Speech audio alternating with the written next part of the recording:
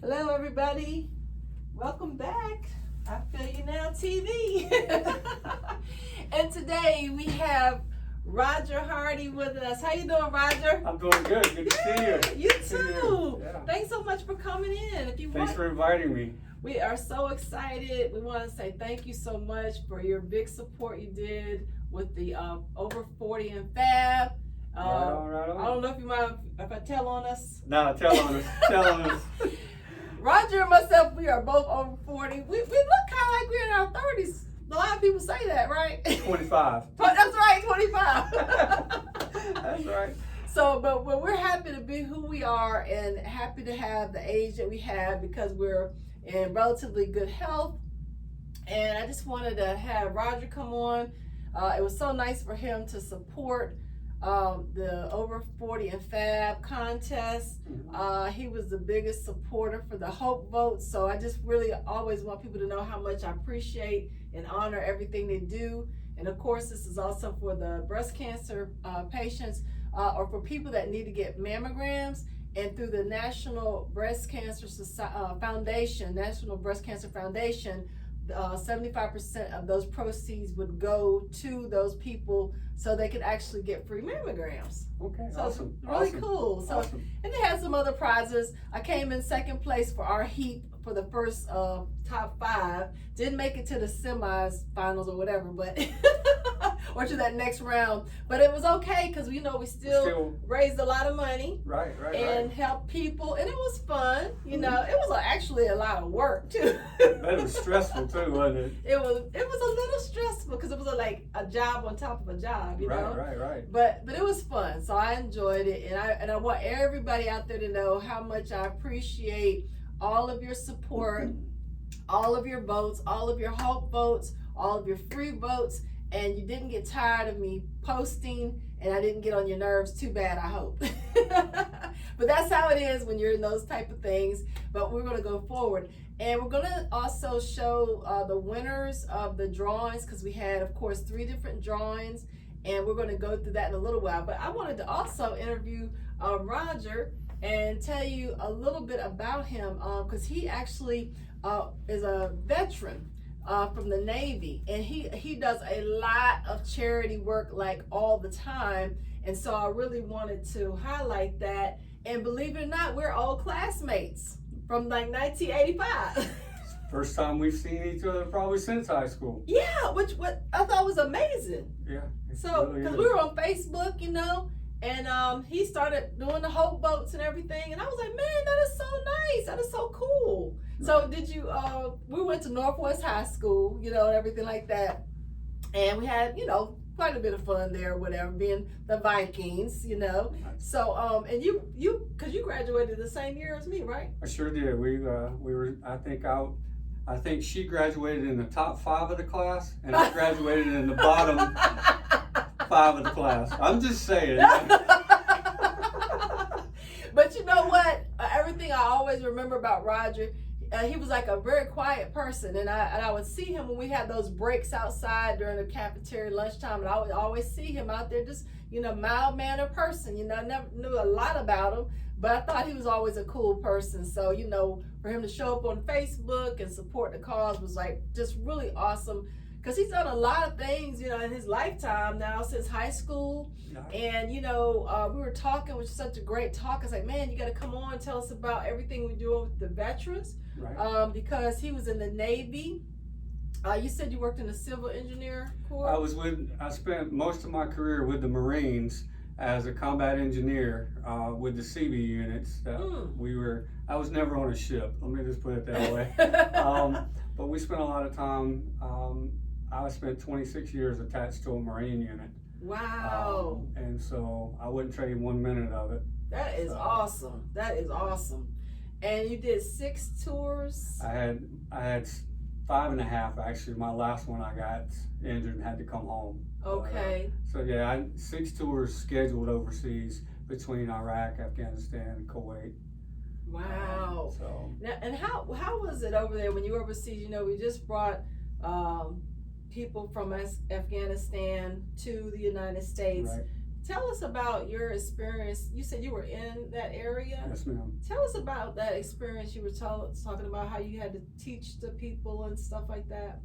So as the war wound down, if you will, over the last part of the time that we were in country, our mission had always been from the beginning, even till right now, was to help create a democracy there, to give people the option to listen to music if they want to go to school if they want to. Females going to school for the first time, driving cars for the first time. There was still a lot of their culture that we had to work around, so to speak. But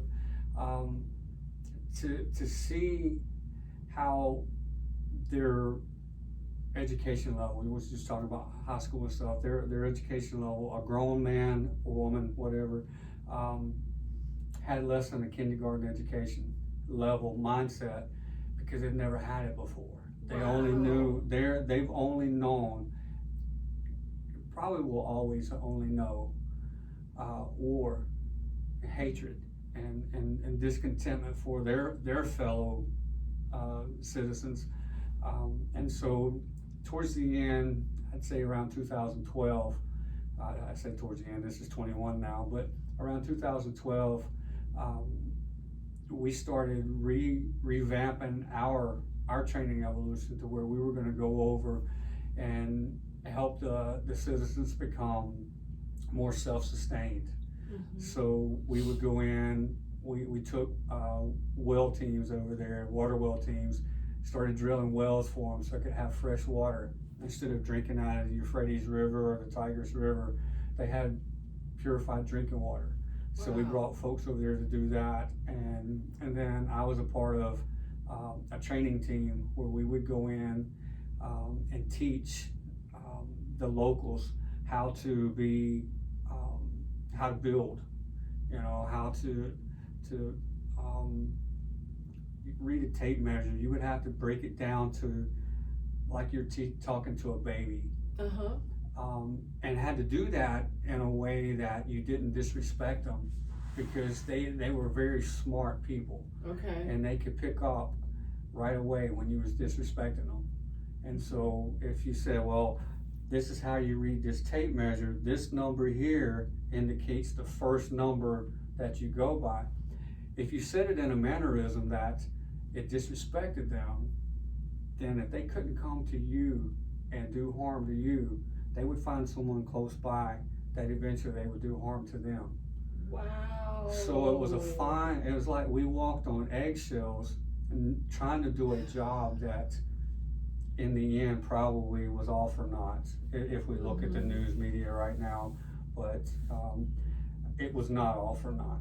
Right. The news media is going to play that, but so we would actually have more interaction with the locals, and as after 2012, 13 and moving forward, we were able to go to their homes, sit and have a meal with them. Wow. Because we were building up that rapport with them, that we could, they could trust us, that we wasn't there to do harm and cause harm. We were there to do a job and protect them and help them as much as we could.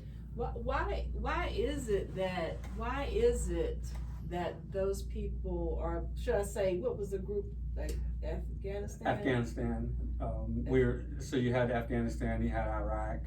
Was the two biggest countries that we did a lot of this. And what would you call them, Afghanistan? So you would call them, Afghanistan, Iraqis, depending on where you're at. So each country had, like Iraq had, Afghanistan had the Shiites, the Kurds, and the Sunnis. So all different. There were three of the major different nationalities, if you will. So why is it, since I know nothing about it at all, right. Maybe some viewers may not either, but why is it that most of them didn't have any kind of education at all? Why is that? It sounds elementary, but honestly. But in all reality, it's just like, I don't know if you've ever been to Panama, but Panama's the same way. Okay. The government controls, the government dictates, and if they can keep you here, then the government is in control. Wow. So parts of Panama is the same way. It's ironic that people go to Panama, they vacation in Panama, but it's government controlled. Okay. If the government can keep you from having a bank account, keep you from being able to grow your own food or have a business like what you're doing here, you wouldn't be able to have that overseas. Wow. They would deny you from that because they keep you under the thumb. Okay. Now they're in control. Now you're, and many other citizens in the area are at the discrepancy and the beck and call of the government. The government tells you you have this food. The government tells you you can go here. The government tells you that. So they're in full control. Wow. And so when we came in and started in Iraq, it actually started in Afghanistan, but it was ramped up more in Iraq to allow people to vote, to form a democracy and vote on what you believe and what you don't believe in. Okay. Just like we have here. Unfortunately, and I'm going to say it, and I hope it doesn't offend anybody, but I'm going to say it. Unfortunately, it's coming here. We're slowly but surely giving up our rights. Yes. And we're oblivious to it. Yeah. Folks like myself and many other servicemen and women that served overseas since 9/11. Actually, it probably goes back during my lifetime and our lifetime of Desert Storm in 1991, shortly after we got out of school, because we wasn't here during Vietnam, so I can only speak for. So you were in Desert Storm? 1991, I was over there as well. So, wow. But it actually started back then, and then progressed to current situations, and to see how much of a transformation that the United States is willing to give up and say, we don't want this. We want the freedom of speech. Well, you can still have your freedom of speech. You can still. I might get myself in trouble by saying something, so I'm trying to be careful here. Yeah, be careful. I'm trying to be careful here. But I wish for 5 minutes that every American citizen would sit and listen to a serviceman member, man or woman, that has served overseas, and see how much the government controls their every waking move. They tell you when to get up, basically. They tell you when to eat. They tell you there's so many things, and so many things they take away from the citizens over there. Wow. And we're so eagerly willing to give it up now. Right. So I wish more folks would listen, not listen, because that's such a strong word. Participate, ask questions, ask the service member. Like what we're doing. Okay. What went on over there? What was your take on it? What was your assessment on it? And is that for the Desert Storm? That's for from all the way, anything in Iraq and Afghanistan. People don't realize that in the early to mid 60s, Kuwait was a tourist city. Like Dubai? Like Dubai. It was a booming, and I love Dubai, by the way. You been Let there? me just say I love Dubai. Oh, have you been to Le Burj Al Arab? Is it called Le Burj Al Arab? Oh, that's my dream place to go. So, I've never experienced anything in my life like Dubai. However, Kuwait was a lot like that. It was a booming tourist town, a city. Okay. People would go there until the government took over. Oh wow! The Once Kuwaiti government took over, and then from I want to say 65 or 66, I can't remember exactly the year.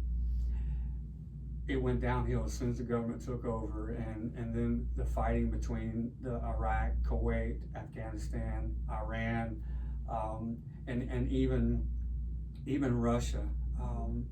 There's a phenomenal movie out that came out several years ago, how Russia tried to invade Afghanistan. What was the name of it? I knew you was going to ask me. I knew you was going to ask me.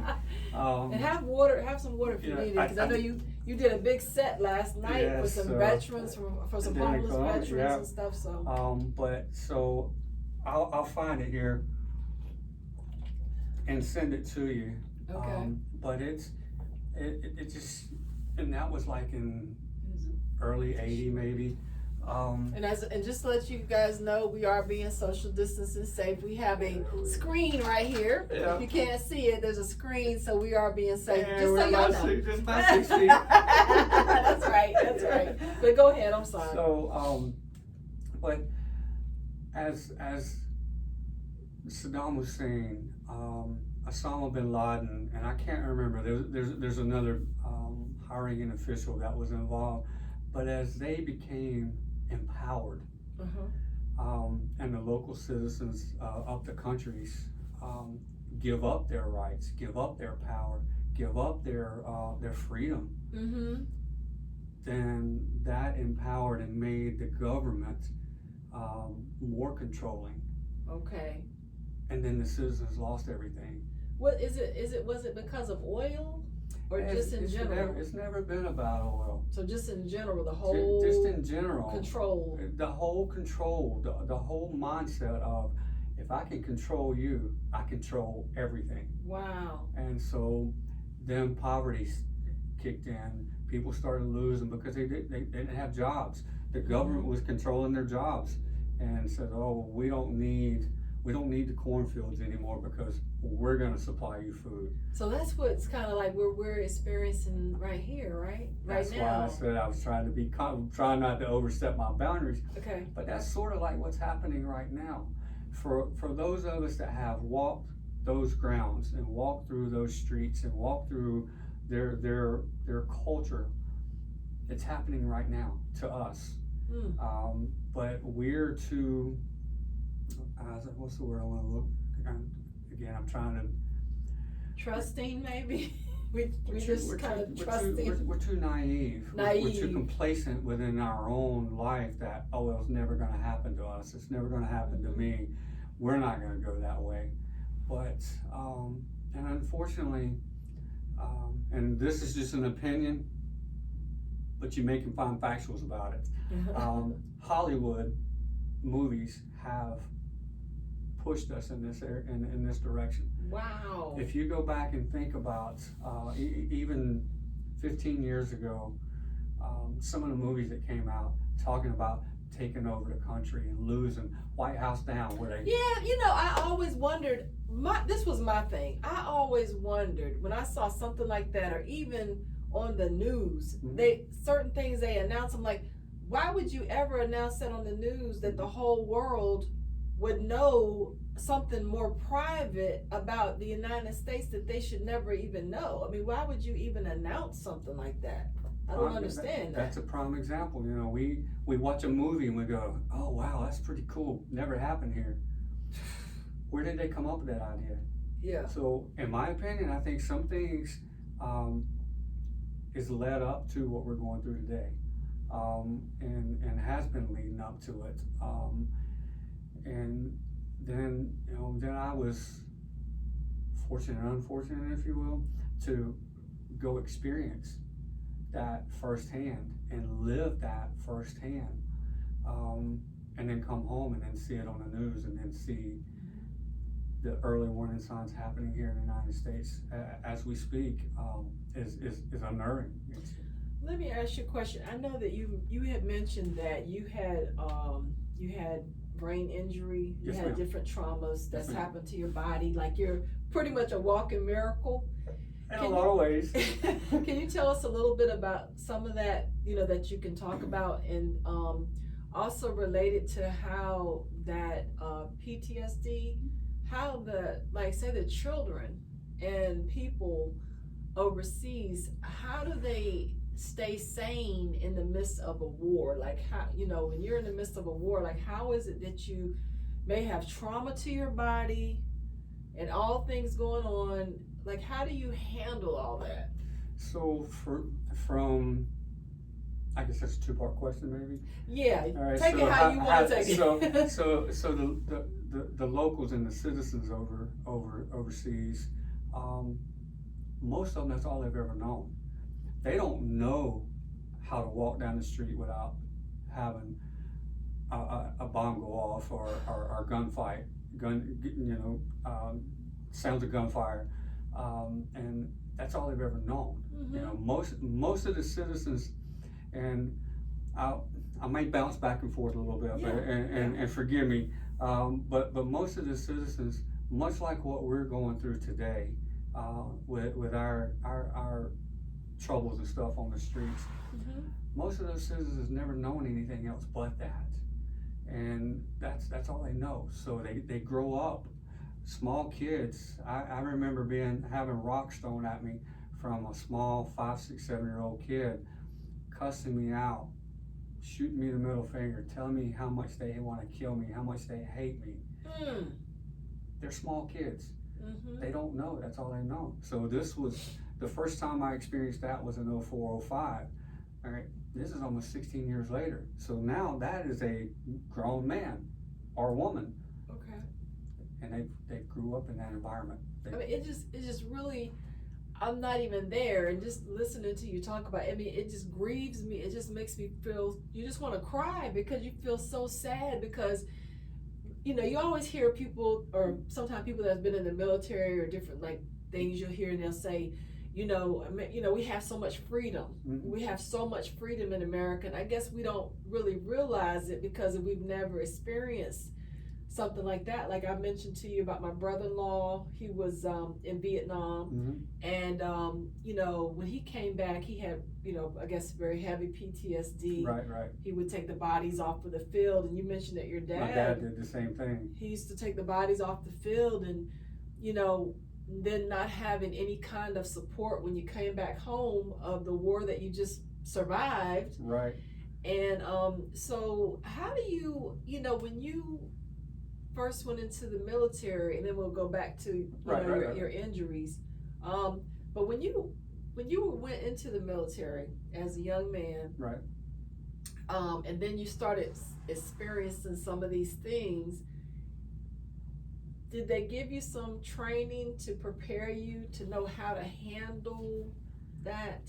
That's the biggest problem that from my experience and those that are around me. But when I speak about experience, I'm only going to speak on my behalf because I can't speak for someone else. But the biggest thing that the military doesn't do is prepare you on so many levels. They can prepare you to go into a war zone and fight. They can prepare you to go into a natural disaster area and do like Katrina, like 9/11, like Indonesia when the tsunami came through. They can prepare you and train you to handle those situations, but they don't prepare you and educate you on the aftermath. Okay.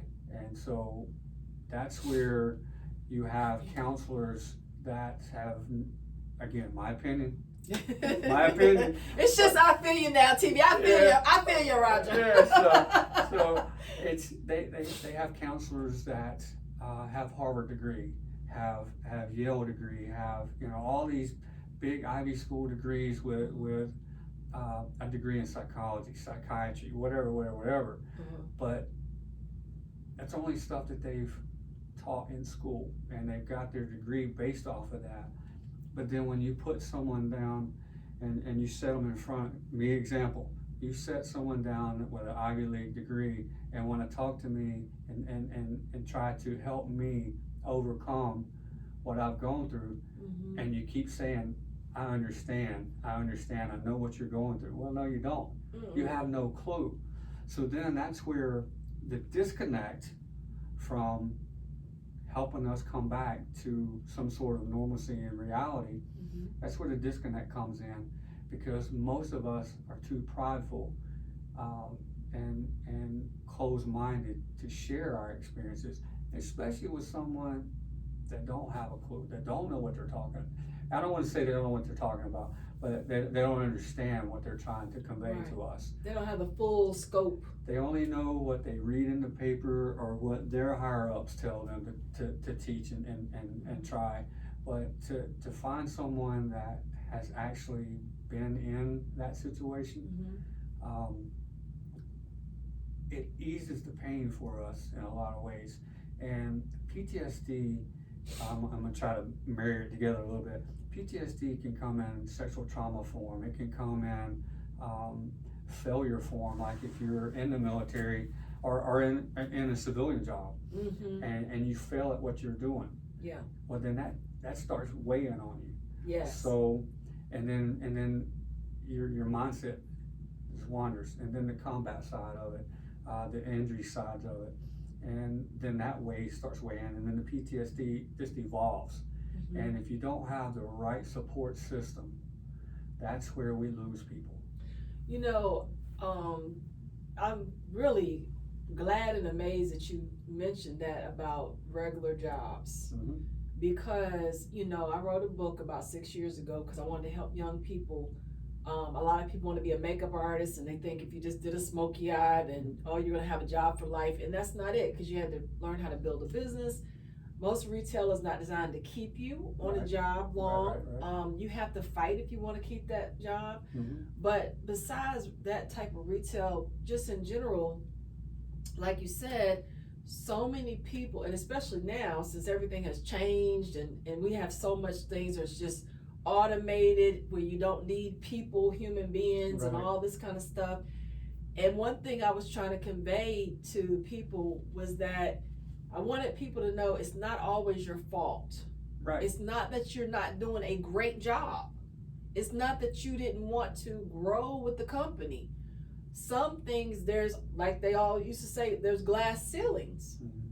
And there's other kind of ceilings and things. And so you may have a person who's a wonderful candidate for a particular job or position or something like that, and they may not ever get it for political reasons, or maybe where you live, or, you know, all kinds of reasons. There's multiple reasons. And then they think that it's my fault, I'm a failure, look, I didn't accomplish this, I didn't do this and this and that.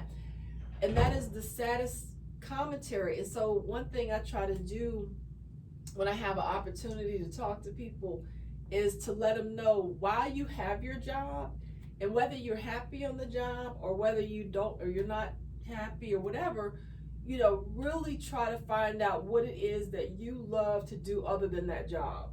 Whether it's a hobby, some type of little side business or whatever you can do, something that fulfills yourself. And I think, like, America was built off entrepreneurs. It was built off entrepreneurs, and that was like the lifeblood of the country. And then people, if a corporation treated people fairly, as we can say, or it had unions or whatever like that, that allowed people, because I think in general as Americans, we put our whole heart into stuff. We do. We put our heart, we'll put our blood, we'll put our money, we put everything into it. If we work for a company, we will put everything, because we believe in what, hopefully you believe in the company you work for, whatever.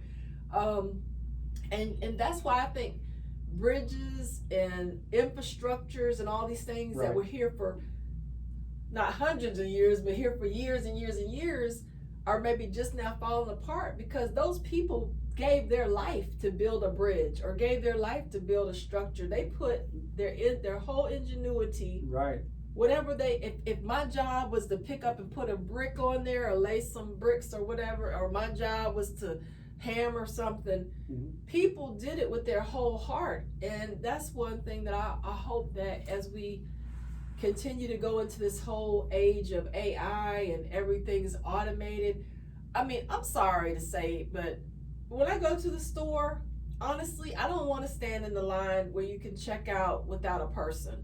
I mean, that's simple, but I don't like it, because I still feel like that could have been a job for somebody. You're taking somebody's job away. Yeah. You're taking somebody's job away. I deliberately will go to a checkout line.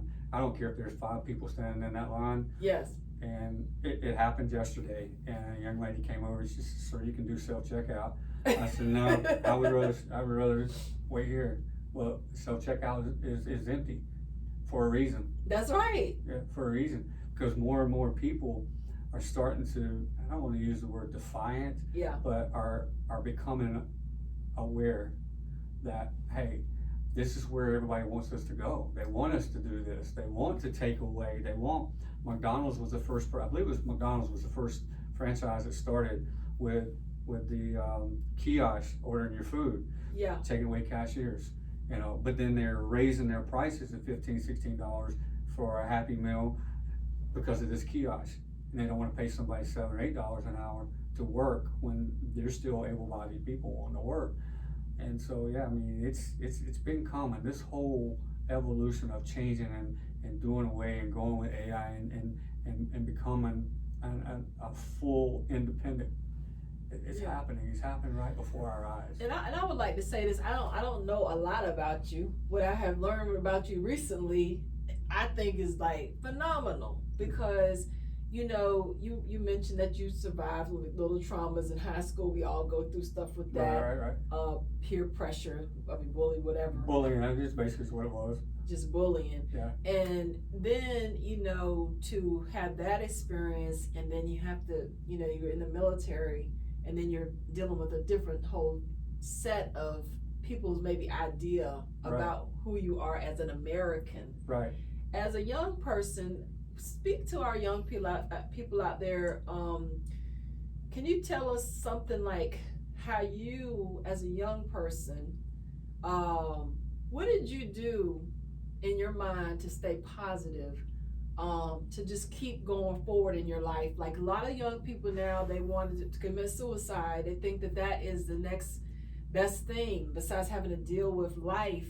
Right. What would you say when you've been overseas and you saw the conditions of children, like you say, just don't even know anything about going to the fair. Right. Don't know about watching TV. None of that. Like Xbox, video games. Yeah. What would you say to the young people from your experience? I would say from my personal experience, every time I had a roadblock, I like to call them roadblocks.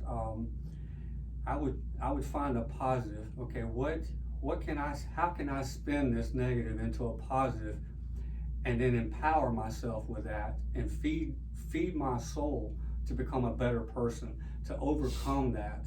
Be it my parents were, and I just say be it my parents were never around, and I had to rely on TV to raise me, so to speak, because it's happening. It happens a lot. Mm-hmm. But if I'm encountering a trauma of some sort, find a positive in it, and then grab a hold of that one positive and feed off of that and build. That's your foundation. And then each day, as you just said, each day lay a brick and build that foundation off of your positives, and don't dwell on the negatives. Life is full of negatives. Life will always do its best to beat you down and make you the smallest person in the world. Overcoming that is from the self. It's from inside. It's not your friends. It's not your mom. It's not your dad. It's not your siblings or your co-workers. That comes within yourself. And if you can find the strength within yourself to overcome these little obstacles in life, you'll be very successful. But keep a positive outlook. Yes, we're gonna fall. We're gonna stumble. Brush your knees off. Get back up. Get back in the fight, so to speak, and use yesterday's letdown as a learning experience. It's not a failure. Life is not about failing.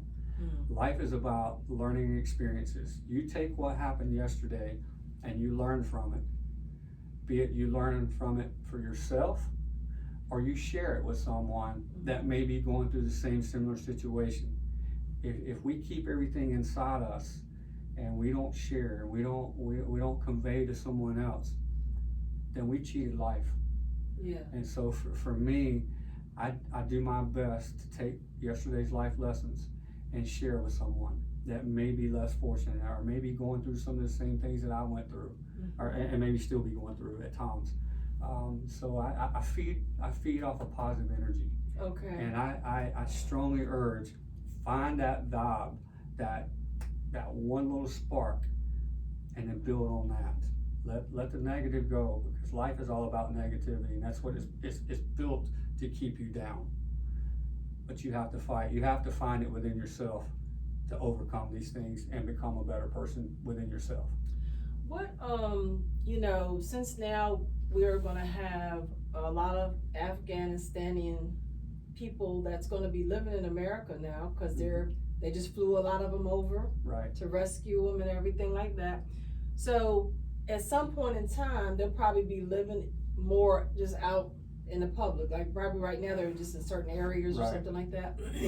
So, excuse me. So as Americans, how would you say, what would be some things? I saw this man that he had been from Afghan, and he moved here like 40 some years or 50 years ago when he was a little kid. And so he grew up here, and then he volunteered to fly the plane for free or something to Right, bring he did. people to Right. help out. How do we prepare ourselves as American citizen, so that if you encounter somebody that's from Afghanistan or somewhere like that, in time, if we encounter them, what would be some things that's disrespectful?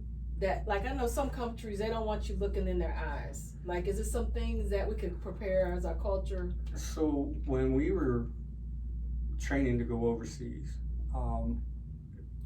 later on during the conflict and this time, this 20 years we spent overseas, as we got to the point where we were interacting more with the locals, our training shifted from full-blown fight to now we're going to be interacting. We can't disrespect their culture. We can't disrespect their heritage and the things that they believe in. So we went through cultural training. One, you could never ask about a man's wife, daughter. You could ask about their son. You could ask about their brother, but you could never ask about a female in the home. Okay. If you go into their home, you're to never look at that female. You should never acknowledge that female even exists. Okay. Which to me is disrespectful, because you have a life. Yeah. That's what they don't have over there. Okay. And so. Wow. Are the women, I mean, not that I'm sure it happens everywhere, but do they face a lot of abuse because of that sometimes? They're extremely abused. Wow.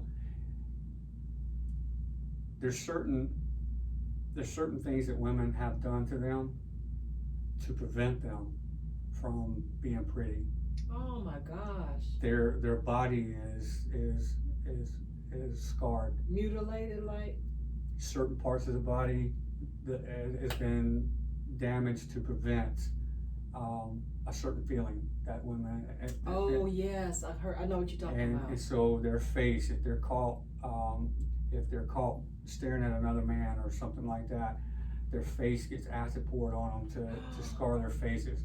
You think a lot of the burqas that they wear is to cover their face. It's because they've been scarred. Really? Oh my goodness. And so they're just, so you don't acknowledge the women and the daughters, only the men and the sons, and then you don't shake with your right hand. Shake with your left hand. Okay. You don't cross your legs and expose your feet, the bottoms of your feet. Okay. It shows disrespect. They go to the bathroom with their right hand, so they don't use toilet paper or anything. So if you shake with your right hand, you're disrespecting them. Okay. So you always we had to learn to shake with our left hand. And so there's a laundry list of things that we couldn't do. That is a small example. They don't have any now. When you guys went over there, did they not have toilet paper? They don't believe in it. So they still don't use toilet tissue. Some of the folks that have been exposed to it now realize, oh wow, okay, this is something different. Okay. So now they're accustomed to it. Okay.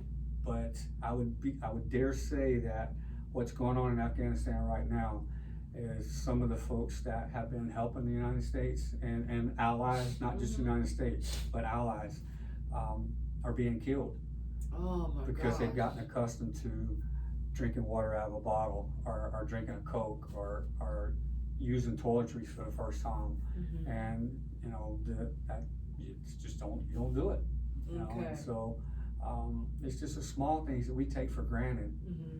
that potentially there's folks losing their lives right now, today as we speak, because they've gotten used to the Western civil, you know, lifestyles, so to speak, because we brought that to them. We brought that comfort level, and even though we were there for the war aspect of it, we still brought compassion. Yeah. You know, when we come over there, we didn't go over there with the intentions of killing everybody around. Mm-hmm. You know, we went over there with the intentions of driving out the hatred and Mm-hmm. replacing it. Mm-hmm. And unfortunately, I feel like we failed by leaving the way we did. Okay. You know, every war has to come to an end. Okay. Every war has to come to an end. Whether we agree with it or disagree with it, Mm-hmm. it all has to come to an end sooner or later. And we were heading in that direction.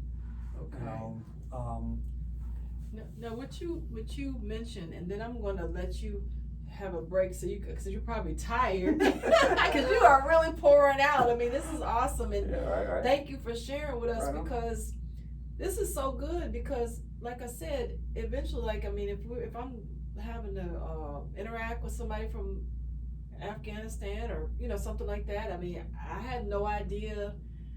Some things you said, I had no idea. And even like, you could be in a neighborhood, you could be maybe in New York or somewhere like that, and they all have their own culture, like, don't step on my shoe, it's disrespectful, right. I will punch you out, or whatever. Not that everybody in New York is like that, I'm not saying that, Right. but you guys understand what I'm saying. This is so important, because that could start a war right here, because we have no clue. And it's not like you're losing yourself being an American by respecting another person's culture. Right. You're just trying to say, how can we get along? Because, well, this is a melting pot anyway. Mm-hmm. So we've always been here with all kinds of people. Right. And we've gotten along thus far as much as we could. You know what I'm saying? Yeah. So, but let me, what I'm going to do now is I'm going to go ahead and we're going to go and draw, because I know he is probably really tired, because he is really... how late were you out last night? You said? I got in at 3 this morning. He got in at 3 o'clock this morning and was still willing to come do this little TV show. And like I said, I really wanted to highlight Roger, because I think he's an awesome person. Just from listening to him, he never saying anything to push himself up. He's always saying, well, hey, I'm involved in this thing. Just for example, he's involved with the Combat Veterans Motorcycle Association. And what do you guys do for the So with Combat Veterans, we're worldwide. We have we have chapters. We're not a motorcycle club. We're an association. Okay. So we have chapters in Korea, Japan, Germany, all over the United States. So each geographical location, because we don't own property, nothing's in our name, but each geographical location has chapters. And so that particular chapter gets involved with the local community.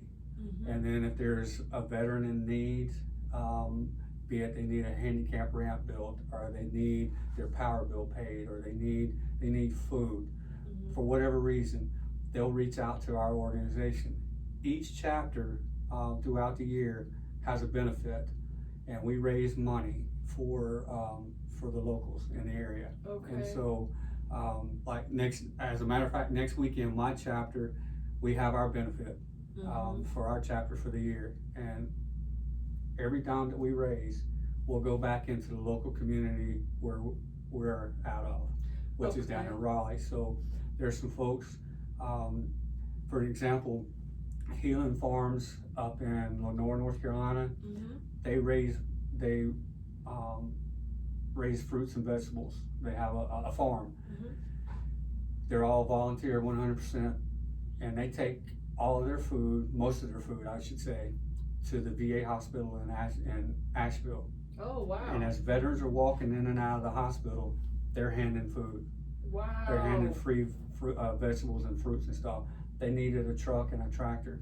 Well, that particular chapter up there in Lenore raised enough money from their benefit, right, that they gave them money to go buy. So it's like it's a domino effect, if you will, because we're helping this veteran organization, they're helping this veterans, they're helping this veterans, and so it's all encompassed in helping our own. Okay. To overcome. And so we do a lot. We escort. We do a lot of funeral details. Case in point, this is Greensboro, Salisbury. Last year, there was I can't remember her name, but she was a World War I vet. I believe she was a nurse. Had no family. Oh my goodness. So the hospital, the VA, reached out to Patriot Guard combat vets and said, hey, can we do a strong showing?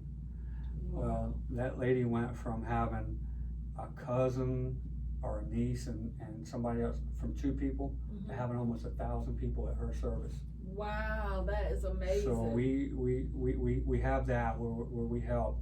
I've been a part of escorting a service member from Massachusetts to South Carolina, and with his spouse in the vehicle, we escorted them across state lines, and each chapter within that particular state met us at the state line, and we picked the convoy up and took it to the next state and took it to the next state.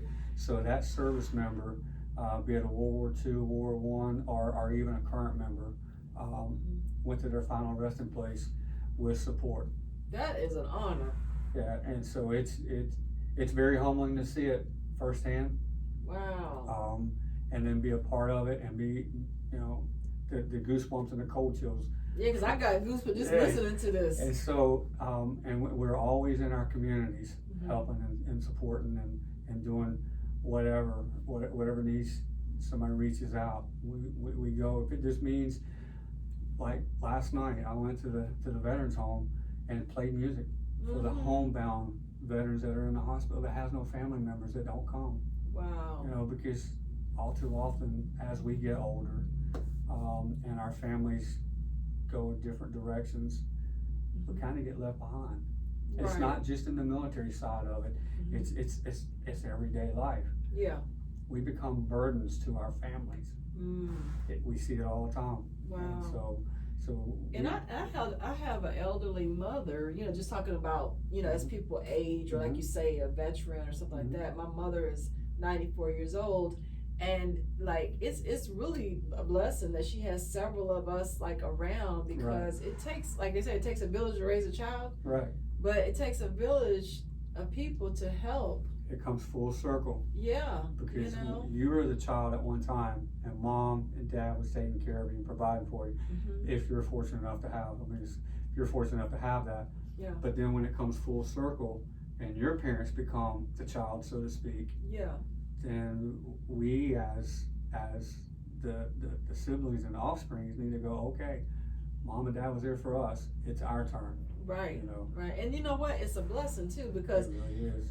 Especially like those older people now, I mean, the wisdom, they say things they think is funny, but when you really think about what they're saying, it's wisdom, so it's a blessing to be able to do or help them, whatever they need, taking a shower, a bath, or, whatever they need. I mean, it's really a blessing to you to be able to do it, To give back to what was given to you. Yeah, that's right. And that's what I told my mom. I said, well, Mom, she's like, oh, I love you so much. You're good. I said, Mom, this is what you did for me. Yeah, this is what you did, Now, what I'm going to do is I'm going to flip the script. Right. I'm going to let you have a little teeny break. Yeah, all good. And what we're going to do is, first of all, we're going to pull.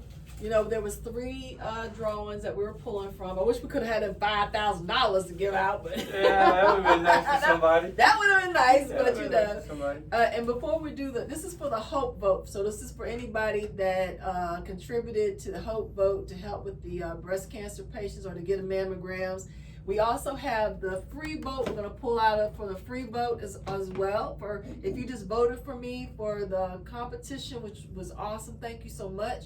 And then we're going to do a third one where we pour them together, and like anybody can win that voted period. So we'll do that.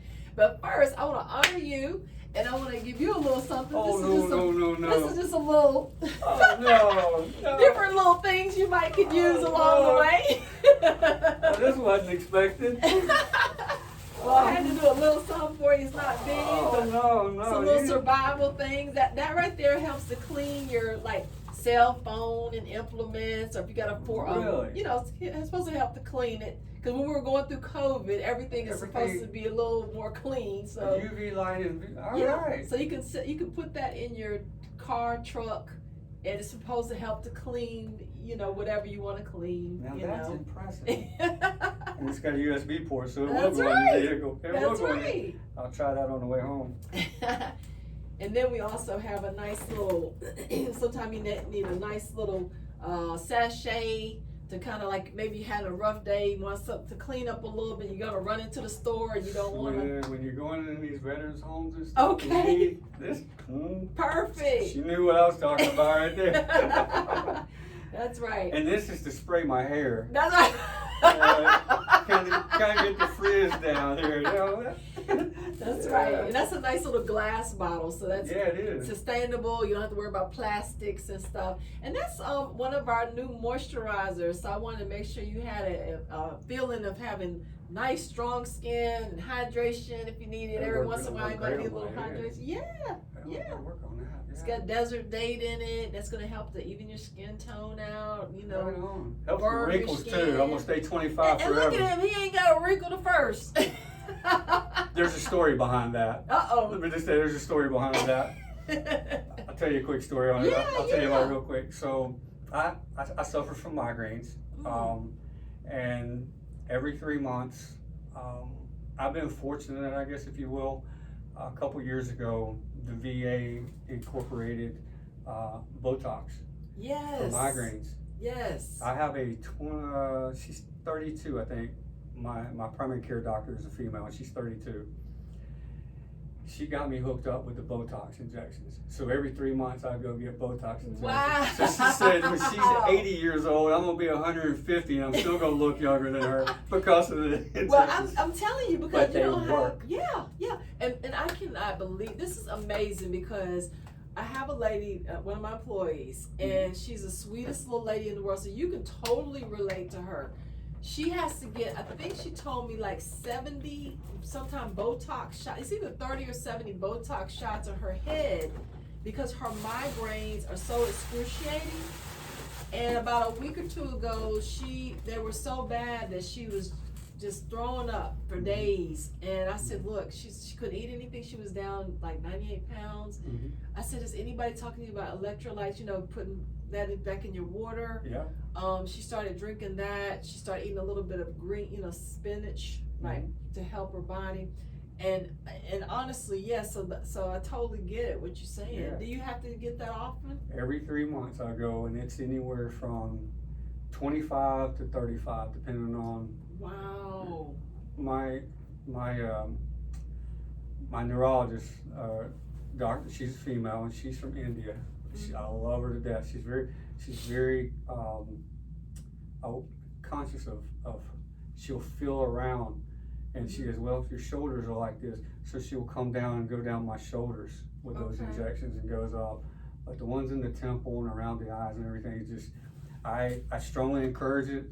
If you suffer from constant migraines or headaches, it doesn't necessarily have to be considered a migraine, but I think the medical formula, if you will, if you suffer from 5 or more headaches a month that last more than 24 hours, you should seek treatment for something. Okay. And so I get about 15 a month. I used to before the migraines. I would get about 15 a month. Because my friend, she even has a migraine dog she has to keep a dog, and this dog lets her know when they're coming on. Mm-hmm. So that is amazing. Yeah. So so I encourage them. I mean, I'm not sure what they cost per shot or something, but in my opinion, a headache second worst thing you could have happen to your body other than a toothache, because a toothache you just can't get no relief whatsoever. Does your veterans benefits cover any of that? The VA takes care of it all. Okay. Okay. I am considered 100% total and permanent through the VA due to my injuries that we can discuss later. Yeah. And so it's covered 100%. Okay. Wow, that is powerful. So now we are going to do this first drawing, and this is for the Hope Vote. So I'm gonna let you pull it out.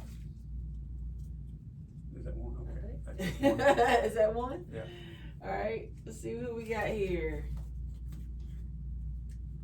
Oh wow, this one is for Steven. Steven, I think you live in Maryland. Okay. And he was one of our supporters. So Steven, you have won the first basket. Congratulations. Good job, Steven. Woo! Okay. And what I'm gonna do is, did you want to eat your food or No, drink we're or good. anything? We're good. Okay, all right. And so you don't want to stop you, okay? No, I'm good. Okay. I will tell you a little bit about one of the gifts that's being given out. And this is, believe it or not, this is the Pat McGrath. Pat McGrath is this African American lady who has been in the beauty industry doing makeup for probably 30 some years, if not more. And when she started out, they didn't even have a lot of colors like for black people, right? So she would actually take cocoa and stuff and mix it like actual cocoa and mix it trying to make colors and all kind of things. But what made her very iconic in the beauty industry, well, first of all, you know, she is like a combat military person for makeup, right? Right. She's been in there from the beginning. Right. And she would travel and go to do all these shows and help these people that were very famous for like clothing design and stuff like that. Mm-hmm. And she would do the makeup for their models. But what made her stand out is that she cared for people. She cared for the models. Like the models began to look at her as like their mom, because she would actually look after them. You know, she would make sure they would eat. Right. You know, make sure that the human being was being taken care of. So she got this huge reputation from not just making people beautiful, but to, you know, make them well. Right. And also help their self-esteem and things like that. So she eventually opened her own makeup company, and this is the beautiful packaging on it. Okay, and when you feel it, want to feel that, Roger? Feel how heavy that thing is? That's pretty heavy. It must have weighed half a pound. It's got brick gold in it. Yeah. And these are the eyeshadows, and I have like one of the colors, some of the colors on today. Her colors are iconic because they have so much shimmer. I do. I see that. And the depth of the shimmer is just amazing. So in other words, you don't have to work hard to make it show up. She also has a bezeled glass. This is a bezeled glass. Nice. I can show it to you a little closer. Of course, I'm doing the janky production, so I have to. I don't have the. But if you see that bezeled glass, I mean, so to me, this is like really more than just makeup. This is actually I would say a museum piece for beauty, for the beauty industry. And I can say that, you know, while we're talking about, you know, like bullying, and we're talking about the war, we're talking about so many things and self-esteem and stuff like that. The beauty industry, what a lot of people don't realize, in the last, let's say 5 years, with Instagram and all these kind of things, for the first time, a lot of people didn't know this if you weren't probably in the beauty industry, but all the protesting and the race rights and all this kind of things that we had a year or so ago, what I saw because of the beauty industry is that when you look at Instagram and some of these other social media things, there's a lot of bad stuff, but there was also a lot of good stuff. Because for the first time, you could see some people looking at, maybe there was like this black model or just a person on Instagram. Right. And maybe nobody ever would have said, oh, that person is so beautiful, right? Right. But because of all this beauty industry stuff, and if you can get yourself a nice smoky eye or you know, a nice highlighter or something on your cheek or whatever, you know, there's a lot of people that if you put them in front of a camera and they're like, some of them look like models that are not models like whatsoever, and people from all races would say, oh wow, that is so beautiful, or that's a beautiful whatever cheek that you got, or eye, or you know, you look gorgeous. And I think that even though in the midst of all of the things that we had for like prejudice and all these things that was going on, in the middle of that, there was also this whole industry of people recognizing or acknowledging people just as a human being, as a, hey, I enjoy looking at your channel, I enjoy looking at this Instagram, you look great or whatever. And it wasn't totally superficial. Right. It began to build a bridge between people that maybe wouldn't have had that conversation or relationship and things like that. Right. So it's kind of a phenomenon that happened by chance. By chance. Just by chance. So anyway, the winner for that was Steven. So you probably don't want this for yourself because you're very conservative. But you actually can give this to your friend. You can use it as leverage. I mean, big leverage, right? Big leverage. Because literally this palette is $125. Wow. You never are gonna see like some makeup palette that's that expensive. Wow. The thing about this palette is that I honestly, it's almost as if somebody had made a carving, like a carving for art, or did a piece of jewelry, right? Like Smithsonian or something like that. So for the beauty industry, to me, this is like a thing that you could keep memorabilia. That if you keep it, it may be worth, you know, in the next 20 years, this may be worth, you know, 3 times its value, 4 times its value, because it's such an iconic thing. You know, it's not something you would run out and get every day, you know? So anyway, congratulations. Yes, and congratulations. You got some other goodies too. And now, what I'm gonna ask, before we pull our second winner, I'm gonna ask if Roger, would you like to sing? I'll do a song. Okay. He's gonna do some music, and then we're gonna talk about his the veteran Vet-Traxx, correct? That is correct. Vet-Traxx. We're gonna talk about that next. So my voice might be a little scratchy because I sang for about 6 hours last night. But, oh my gosh, that is amazing. But I'm gonna do a song that kind of when I first learned it. It had a different meaning, but then after talking with Cherie the other day, and then was it this morning, we talked about maybe doing a couple of songs. This song came to mind with a whole different meaning, with the breast cancer and stuff like that, and how women and men too, but mainly in the female side of the world, when you go through that,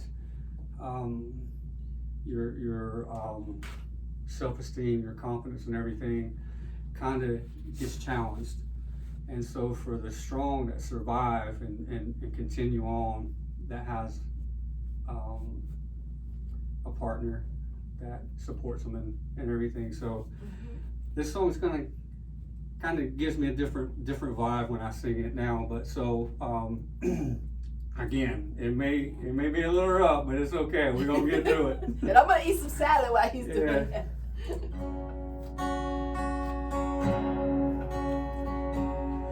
Wearing your black dress, red shoes, makeup, perfume, and diamonds.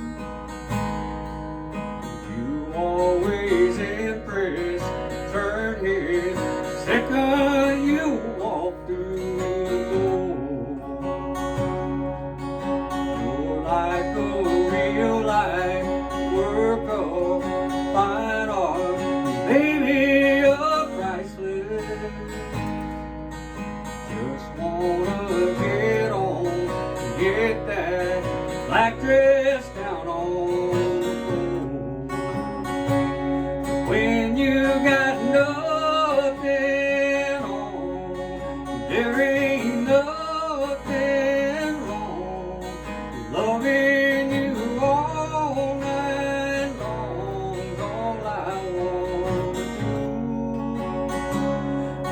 seen the mountains high, I sail the ocean blue. When you got nothing on, ain't nothing got nothing on you. Baby, you're Venice, Vegas, LA, New York, Paris. Baby, you're Vermont in the fall, Grand Canyon on the moon. Oh, and they can keep those high-rise, high-priced mansions. I wouldn't trade places. Long as I'm with you right here, baby, I've got a room with a view. 'Cause when you got nothing on, there ain't nothing wrong. Loving you all night long, all I want to do. I've seen the mountains high, I sail the ocean blue. And you got nothing on, ain't nothing got nothing on you. When you got nothing on, ain't nothing got nothing on you. That was rough. But that was awesome. That is awesome. Hey, So tell me about the Vet-Traxx. Now he's the vice president of the operations of the East Coast. East Coast, correct. And he it's called Vet-TraxxPro.org, and that, and as well as the Combat Veterans Motorcycle Association, you can hit the link under this video. Just hit the link and it'll take you there if you want to donate or if you want to learn more about their program. Tell us about the... So Vet-Traxx, a real dear good friend of mine and myself served in the military together up in Fort Belvoir, Virginia. That's how we met. He's a phenomenal drummer, crazy as ever. I love you, Eric, because you'll be seeing this. But phenomenal drummer, got a great mindset. You know, his mind, and like myself, he suffers from PTSD. We suffer PTSD for different reasons, but it's all one and the same. And so several years ago, we were at his house, messing around with music and stuff, and then our friendship bonded that night. Wow. More so than it had before, because of the love of music and what it does for each other, you know.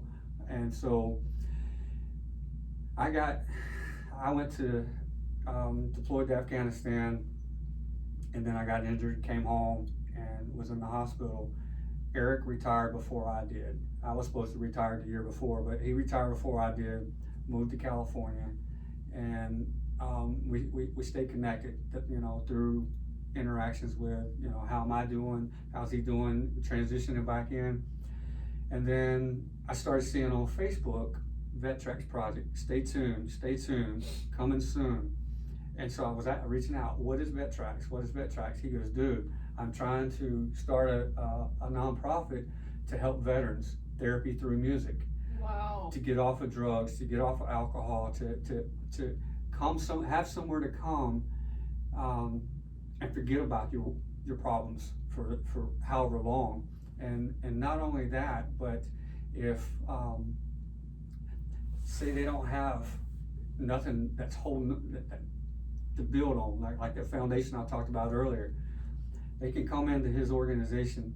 At the time it was just him, and sing a song, record a song, hear themselves on a track, gives them confidence. Yeah. I did that. Wow. That's me, yeah, that's you. Wow. So I did that. So then they leave with a whole different mindset of, I can do something. I am not this broken, forgotten person. I can do something. Wow. And so it took off. And he had people on the East Coast coming out there, because he'll record it for you, and he'll master it, and he'll dub it, and put music to it. If it's an original song, then he can do everything but produce it. Okay. And so has studio musicians that can put music to it. If you write a song and say, I don't know how it's supposed to sound, then at the time he had the capability of doing it all for you. Well, when y'all do all that, what does the producer do? So you take that, so you can put it on once Eric's finished with it. Eric is phenomenal. When I say he's phenomenal, that's who I was going to call about this. Okay. But once the finished product is done, so fast back up just a second. A couple of years ago, he called me. He goes, "Hey man, I know you got your studio at home. We need a Vet-Traxx East because there's so many veterans on the East Coast." Okay. So then I got involved on the smart side that I didn't know anything about. So he walked me through.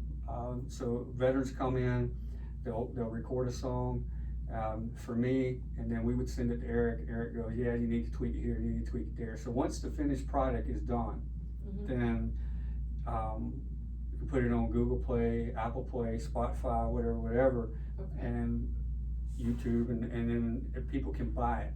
Okay. People can buy it. So correct me if I'm wrong, Eric, later on. But I think it's like if you sell it for $1.99, you get $1 of it, and then Vet-Traxx gets 99 cents of it. Oh, that's awesome. Because we're 100% nonprofit, everything is all. So is that what you're talking about when you say the production part, and for them to just upload it on a platform? Take it to their whatever platform they want. They want to try to pitch it to a radio station or a record label or something like that. Okay. And then we're done once it gets to that point. Well, just to let you know, I have a friend named John Michael Howard. Forgive me if I'm saying it incorrect. And he produced Men in Black and some other famous singers and stuff like that. So maybe y'all can maybe there's a connection there. Yeah, but because we're a nonprofit and it takes a lot. I know Eric more so than myself, but it takes a lot of money out of my pocket, as well as his, just to get someone, because if somebody comes in, they come in for free. Okay. They're not charged anything. So what we're doing is we're donating back to what you guys are putting into it to help the veterans out. Correct. Okay, that's awesome. So if someone does a donation, then that money, because like all the equipment in the studio, his as well as mine. My studio's about 1,500 square feet. Is that in North Carolina too? Yeah, it was in Salisbury. Now it's being relocated to Garner, my new house. Okay, awesome. So it's got full instruments, sound gear, anything you want. So if you're a musician and you play drums, but you don't have drums, well, you can come here and play drums. Now, is that only for the veterans, or do you do that with other people too? If they paid you. It's free for the veterans. Right. But now, if you want to come and rent studio space, you have a band and you want to rent studio space, then we do that offline. Okay. And I say offline, it's outside of Vet-Traxx. But what I do, and I don't know how Eric operates. Eric is the president. He's the founder. Okay. But for me, when folks would rent my studio space outside of veterans, I would take that money and either upgrade the current equipment, or there's been several times that veterans has come in that plays guitar. And they're like, man, I can't wait to come here once a week just to play the guitar because it's my outlet. Well, I listen to that, and I'll go buy a guitar. That's awesome. I'll give them a guitar. Because if it will take them off of doing drugs or thinking about committing suicide or drinking themselves to death, whatever, if an instrument, a $200 instrument, put in someone's hand, put in the right person's hand, will change that person's life, which can essentially change the next person's life. Now, I can't buy drums and stuff like that, but the smaller things, I just recently bought a keyboard earlier this week for a young lady that military sexual trauma. Wow. And she came in, sat down, and we did played around a little bit, and she's like, I need something like this at home. I'm like, you don't have. So I actually donated that keyboard to her. So she had trauma in the military? She was, so when we talk about PTSD and military sexual trauma, men and women get raped in the military. Really? It's Just- unfortunate. It just doesn't happens. get publicized. You Right. know, for many reasons, because of HIPAA laws and stuff like that. Mhm. But for many reasons, there is a there's a problem. Okay. There's okay. a problem. Okay.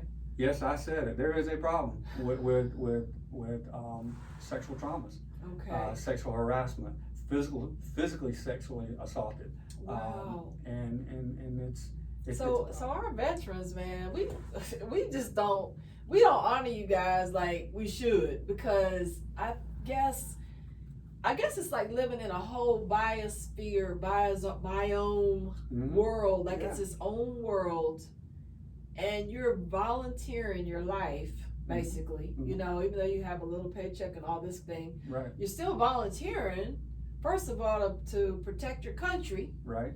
and the individuals living in the country and all that, and the democracy and everything that it stands for, and then have to deal with so many almost like train things, like, you know, one thing, this thing, that thing. Yeah, it's wow. We get so wrapped up as society and as citizens, if you will.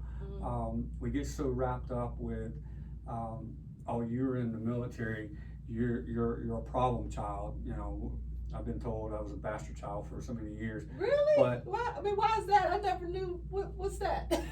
What's that all about? Because we're stereotyped that you're only trained to go fight and do bad things, and we overlook that the military sexual traumas, the bullying. It used to be called hazing in the military, but I can't remember how long ago. It was maybe 2011 or 12. And don't quote me on the time frame, but the SecNav, Secretary of the Navy, said, listen, across the board, there's not going to be any more hazing. We used to have traditions where if you got promoted, you got frocked, and you went through a line, and there could be 20 people in line, and they would tack your crow on or frock you, however. So that was a form of hazing. And like when they put that pin on you? Yeah, I got some holes. I got some holes, but I'm proud of my holes. Yeah. But it got to the point where folks couldn't do their job the next day. Their arms would be so much. So, and then complaints started going on, and so then we had to say, okay, no more hazing. You know, there's different forms of doing it. But back in the day, people could develop PTSD from that hazing. Right. Because it doesn't last just one day and it's over with. It could last for like a week or so, depending on where you're at, whatever. But it's tradition.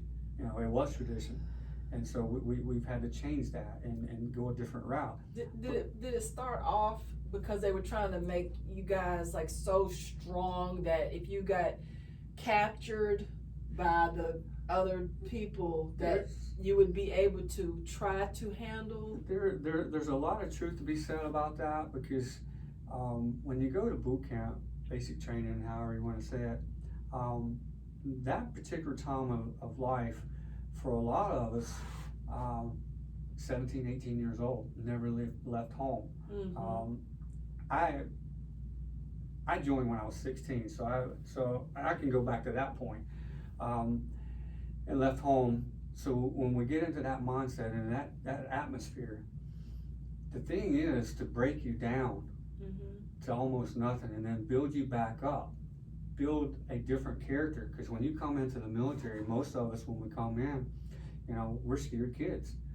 And so they feed upon that. They take that fear away and instill confidence and strength within yourself. It goes back to what I was talking about earlier about, you know, finding that positive in the negative and building from inside. So that's what the military basic training does. They break you down. People say brainwash you all the time. I mean, it's not brainwashing. It's helping to find your character and who you are from inside. Because at 17, 18 years old, you don't know who you are yet. Yeah. And so it's their job to find who you are. And then say, okay, your strength is X, Y, Z. You're best suited here. And then there's other folks that maybe not the physical side of the house, but they're smart. Mm-hmm. You know, well, you're best suited in an administrative role, Mm-hmm. and you know, serving the country as an admin person, secretary basically. So there's different avenues that you can take, and boot camp is where they find that. Okay. And so then that's your roadmap. And I'll tell you, I have two nieces that you know, they were in the military. One of them was still active duty down, I think, in Jacksonville. Camp Lejeune. Yeah, I think so. Yeah. And I mean, I'm so proud of them because, and they were like a $105. They were like little teeny weeny people, Mm-hmm. and they accomplished. You know, they finished boot camp and everything like that. And I mean, it was just, to me, it was phenomenal to see somebody so tiny to go in there and make it. The transformation. You know, and then I have another nephew that was in the military as well too. So, you know, like I said, unless you, like you say, talk to somebody, Mm-hmm. you really have no idea how. And I know you're not trying to be great or whatever, but you don't know how great these people are because of what they have done and made it through the whole thing, and then to stay, you know, committed to it and everything. It's for me, when I say this, for me, it's not just that military person Mm-hmm. that's serving, Mm-hmm. it's their family support also. Yeah. And we forget that military spouses, male or female, military spouses Mm-hmm. suffer just equally, sometimes if not more, because when we're deployed overseas, Mm-hmm. we have one mission, we have one job. The majority of us have this one job. Yeah. But the spouse is left behind, pay the bills, take care of the kids, keep the house going. They wear multiple hats. Tell me, because I'm gonna be honest with you, this is such a this is a perfect opportunity. I was at work the other day at Ulta because I go in there for clearance and, you know, help do all that kind of stuff. But I'm always so interested in people. Mm-hmm. So I was helping a young lady and, you know, showing her some products and things like that. And so, you know, she there were some things she wanted. Mm-hmm. But she's like, well, I can't do it right now. She said, because, you know, going through a lot. You know, my husband, he's, I don't think she said overseas, but, you know, he was away in the military. Because I asked her. Mm-hmm. I ask people. Right. Not to be nosy. Yeah, right. But when people are down, Mm-hmm. you know, God gave me the gift of joy. Mm-hmm. Not that my life is peaches and roses all the time and stuff, but that's just my gift, is just being happy. So if I see somebody that's down, Mm-hmm. I feel like it's my job to take them up a little. I might not can fix everything, I might not can change something, but sometimes all you gotta do is just pay people some attention and just ask, you know. So when I asked her, and she said, well, yeah, you know, I'm by myself and I have 3 kids and you know, my husband's away right now. Mm-hmm. And everything like that, and I didn't want to be nosy and say, well, you know, so what exactly what's some of the things what's going on, or you know, is it finance, is it this or whatever, and but you don't want to overstep your Right. thing, and I'm at work, but at the same time, something like this where you have 2 different ways that people can give to Vet-Traxx, Mm-hmm. and then take their musical abilities to another level, and then you have the Combat Veterans Motorcycle Association and things like this. But you know, for somebody like her, Mm-hmm. for example, do they have any kind of a platform that They they're have building? they have an outreach. Each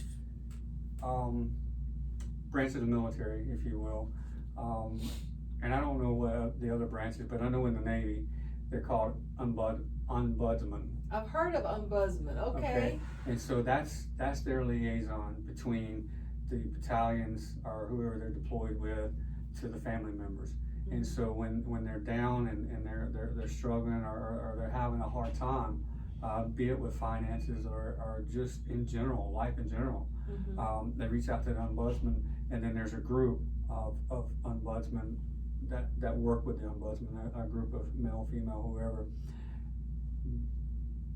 Our problem is more often than not, we don't reach out until it's too late.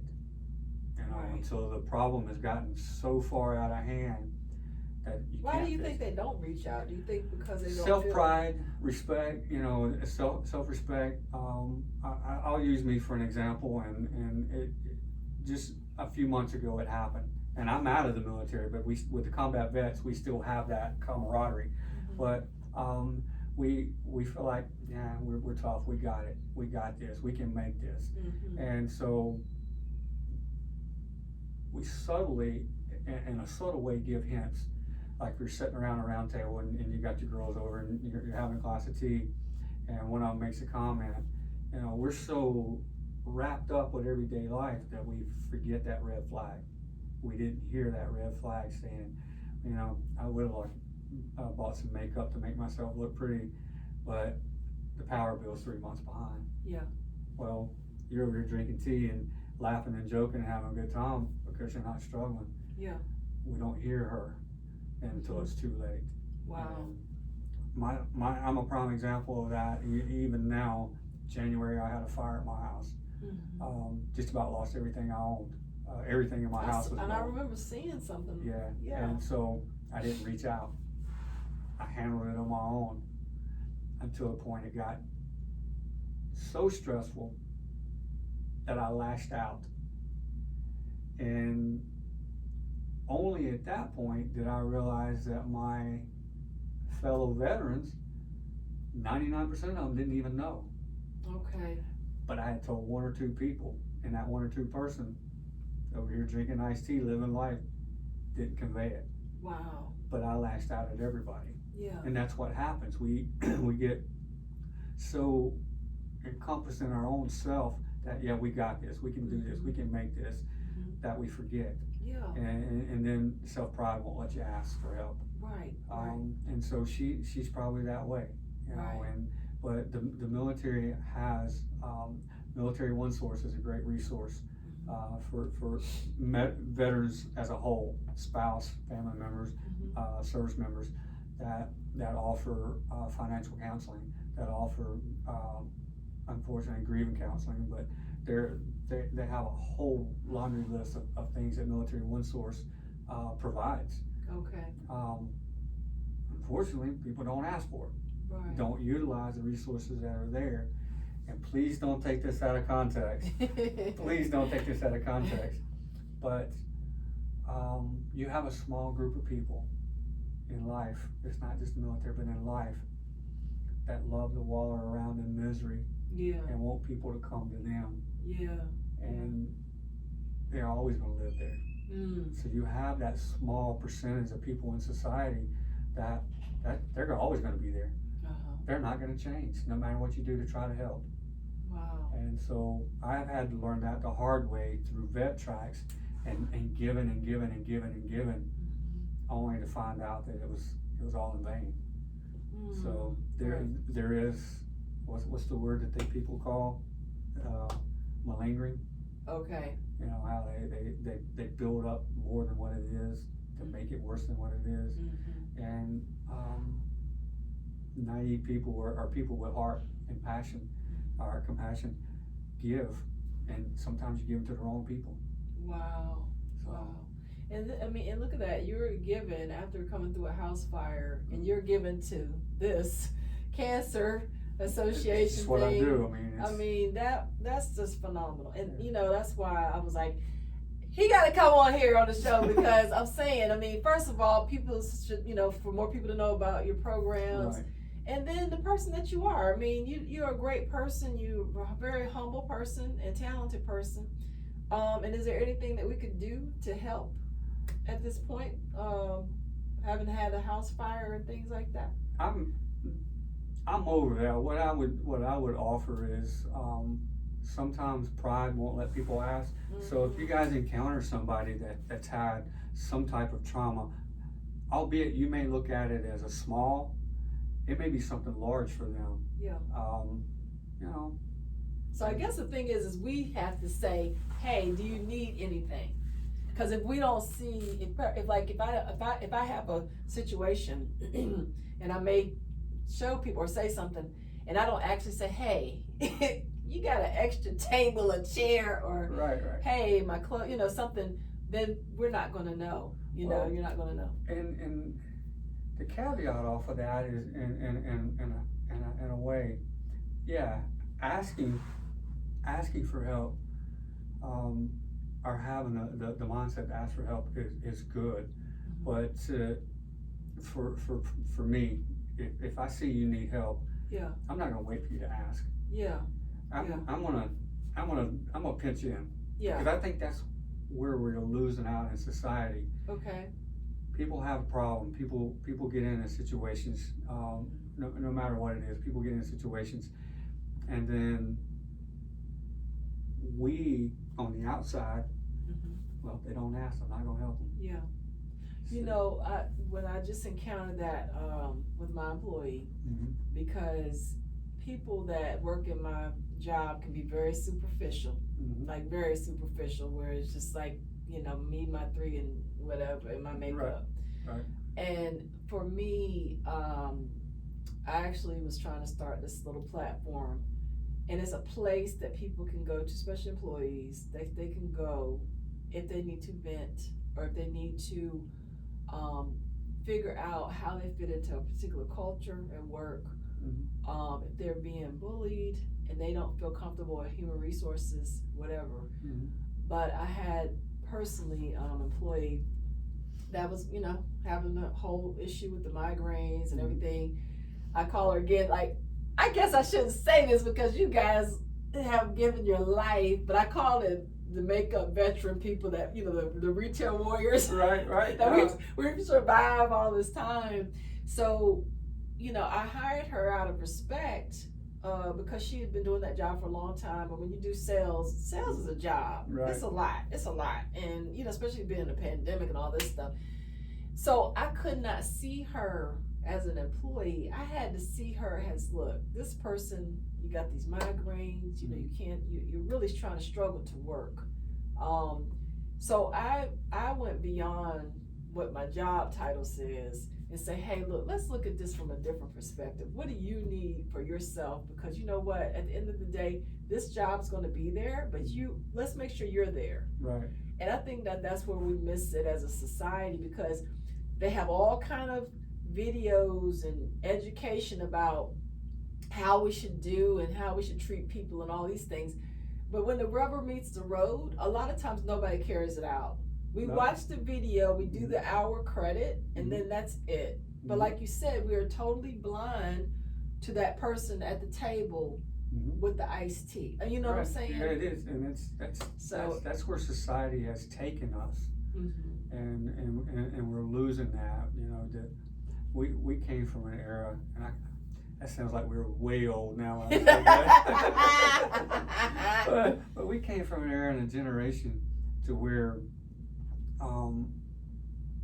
you work from sun up to sundown to provide for your family, to take care of your family, and whether you had anything or not, if your neighbor needed something, you would take to give to them. Yeah.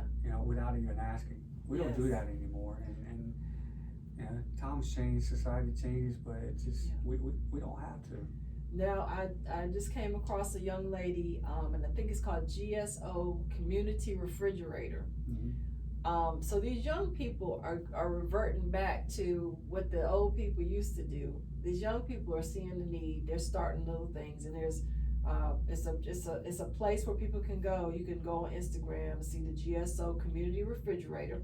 Anybody who needs something can go there and get some food items and stuff like that. They probably don't have a ton of stuff, but still, if there's somebody in need, they can go to this refrigerator wherever it's located. But if you just go to the Instagram GSO Community Refrigerator, you can look it up, and you can go there and you can get some things. So some of the young people are starting to recognize, hey, this society is really bad. We got to do a reset on this thing. So, and what I'm going to do, because I know our video is probably about to run out. If you want to take us out in the song, we got to do the other two other two, you got two. Yes, got to do the drawings. This is for the free votes, the people that did the free votes. Let you pick out of there. All right. Let's see who got this prize. Oh, Chizza. Chizza is a businesswoman out of Winston-Salem. Right on. She has her own platform. She's always trying to help people that are entrepreneurs, people trying to be in business. She saw me trying to do the campaign on LinkedIn. Right. She doesn't know me from Adam on there, and she just went ahead and took the time to vote. She did like one little vote. So now, Chizzy, you have won a skincare beauty basket. So thank you. I'm so glad. Thank you for voting for me. I sat in on one of your business sessions, and I would say to anybody, you should go find her on LinkedIn. I will try to put her name in the comments, maybe also below, and check out her platform, or you can direct message me or email me for her information. So congratulations, okay? Good so job. Now we're gonna put them all in here and get the vote for anybody who can win. Anybody. All right. And this winner is Tracy Avant. Now you like Tracy because Tracy is the Harley Davidson queen. Hey, Tracy. Tracy, as far as I know, still sells Harley Davidson big time. Where at? Tracy, well, you're gonna have to tell us. It's right here in Greensboro, I think. But I don't know which location. Okay. Tracy, we'll have to put a link or somewhere on the video or Instagram, Facebook, or something to let people know about your Harley Davidson sales. You've been doing it for, I think, 15, 20 years. I don't know exactly what you do now with Harley Davidson, but you've been there for a long, long time. So kudos to you, girlfriend. Thanks for voting. I appreciate you taking out that time, okay? And I pulled that, so I get a free item wherever you work. Yes, right? that's right. Let's Remember see what we me. can do. That's right. Let's do that for Roger. That's right. Joking. He got the start. He got the ball rolling on this thing. Yeah. That's right. All right. And Roger, would you like to take us out with a little brief song? A little brief. So I'll come up with something. All right. I don't know So what thank I'll y'all put. for watching. Remember to look down in the information to look up Roger's charities and things he's involved in. If you're a military vet and you need to make a song, he can really help you out. So let's really support. Thanks.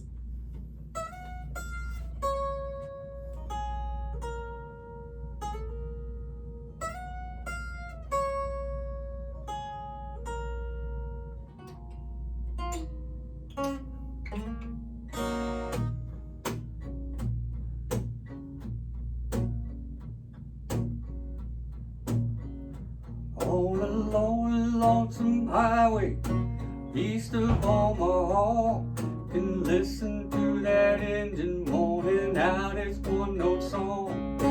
Think about the woman, the girl you met the night before. But your thoughts will soon be wandering the way they always do. You're riding 16 hours, there's nothing much to do. Think about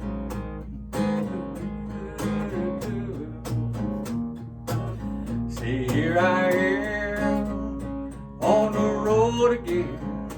There I am up on stage. Here I go, playing star again. There I go, turn the page. Woo! Turn the page. Whatever life brings, throws your way, just turn it and keep going. That's awesome. I forgot the words. That's okay. And tell them where your concert is next weekend. The concert y'all are doing or something like that. So our benefit is down in Benson, North Carolina, at a place called the Fainting Goat. It's open to the public. There'll be auction items. What was the name at the Harley shop? Tracy. Tracy Avant. Tracy, if you have some things you'd like to donate to combat vets for our benefit down in, Yes. because one part of our chapter is here in the Greensboro area, so we could do a shout out for you. But it's at the Fainting Goat. It's all day on Saturday. There'll be live music, food trucks. I'm not sure if we have a guest speaker. I think he's a Korean War veteran. He's going to talk about his experience and stuff. And again, 100% of the proceeds that is raised is going to go back to the local community, be it here and or in the Raleigh area, because we have a detachment chapter here in Greensboro. Okay. So, how far is Benson from Greensboro? Depends on who's driving. So realistically, about an hour and 45 minutes. Okay. But it's right off the highway. There's a lot. If you've never been in that area, even still, some of the local vendors in that area, it's just a quaint little town. So it's a lot of fun. Okay, So, and I'll make sure we donate a beauty bag or something to you guys so you can auction it for you. That'd be awesome, because we have a lot of female spouses that would love something like that. Awesome. Yeah. Woo! Right on. And just to let you know, I have all 4 states, so all those people are customers. Like anyway. Wow, okay. Yeah. So yeah. So So I may have a couple things to give you. thank you for having me today. I enjoyed it. Thank you guys for putting up with me this long. You've only been blessed by that, and thank you for, man, I mean, I cannot tell you how much I appreciate your sacrifice of being here, how much you did to help with the little campaign. I mean, you are a stellar person. Like, if we ever have a Northwest Viking reunion or something like that and we go to, I mean, you need to be nominated as the king of the thing, because I'm telling you, you've done a lot with your life. And I mean, we didn't even get to talk about some of, the injuries and things that you endured and survived and still, here. So I'll finish, because you brought up an interesting comment right there. When we talk about overcoming adversity and stuff like that, I was voted most likely to not succeed in school. wow. All right, I remember that, but I used that for fuel. Wow. It's because I grew up. I didn't have a bathroom in my home, and people knew it in school, so I got criticized for that. But I fed that was my fuel to succeed. Yes. So. And he succeeded, and not only is he succeeded, he is a very humble person. I mean, literally, when you were singing and everything you talked about, to me, it's like your ministry. This is like your ministry that you do, giving out to people and stuff like that. Music is a form of testimony. Yeah. And that's, no matter what music it is, it's a form. I don't want to say that, because there's some music that's probably not good. Delay my last. That's right. Hey, and I want to thank him too, because I didn't get to really put my makeup on today like I wanted to, because I was worried. She's beautiful as she is. I wanted to make sure, first of all, we had the military represented here with the red, white, and blue. That's military. Of course, over 40, fabulous, and all that craziness that we've done for the little campaign. I wanted that to be represented, but I definitely wanted, to highlight Roger and, let you know how much of a great person he is, and I appreciate it. This was a humbling experience. Thanks again. I hope you guys, if you didn't take but just one thing from it, I hope it serves you well in life. So don't forget, look at the little comments with the links so you can go check out their charities, okay? Bye, everybody. Bye. See you. See you later. And as you know, this is my janky production, so I gotta turn it off.